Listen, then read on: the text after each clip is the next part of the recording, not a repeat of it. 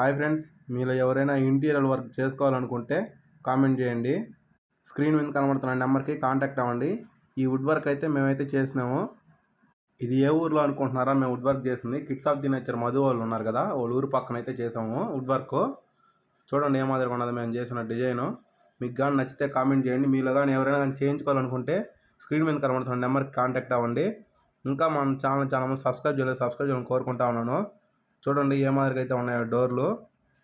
Work ఎవరైనా చేయించుకోవాలనుకుంటే మేము ఉండేది ఎక్కడే కాదు, తిరుపతి డిస్టిక్, నాయుడుపేట మండలం. సరే ఫ్రెండ్స్, బాయ్.